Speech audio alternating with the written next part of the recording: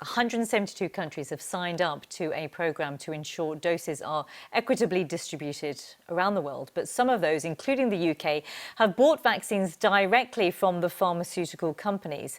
But there are real fears that lower-income nations will be left behind.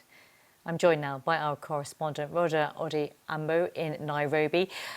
Tell us firstly what the situation is in Nairobi in terms of getting access to a vaccine and whether or not there will be some kind of a rollout program there.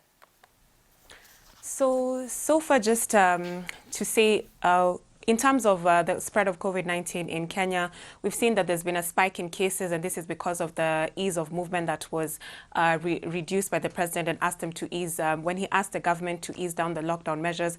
But in terms of rolling out a vaccine, the government has partnered with UNICEF to come up with structures where they're able to train healthcare workers and also see how they're able to roll out the vaccine to people who need them most. And these are priority groups, and we've seen what the WHO and the Africa CDC have said, that the priority groups should be healthcare workers, because these are people who are taking care of people who are severely and critically ill of COVID-19, and also the elderly people who have underlying conditions.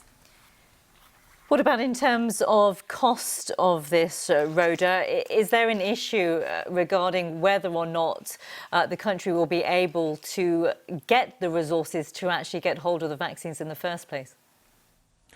Cost is something that has played a key role in how Kenya has accessed even the other existing vaccines. But we've seen support from the WHO together with the Global Vaccine Alliance Initiative is that once a potential COVID-19 vaccine has been licensed and approved to be used in the African continent, in the context of Kenya and many other low and middle income countries, the vaccine will cost about $3 US.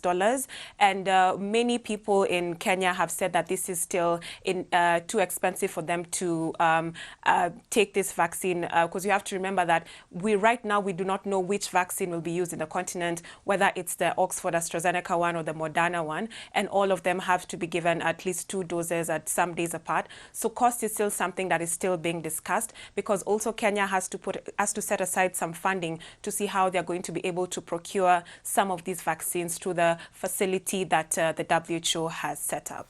Rhoda, thank you so much for talking us through that. Rhoda Odhiambo there in Nairobi. Well, I'm joined now by Scourse, Policy Advisor to Médecins Sans Frontières. Thank you so much for being with us. Vaccine nationalism. Just talk us through the dangers of what there is regarding preferential treatment when it comes to vaccines. Yeah, good evening. Thanks.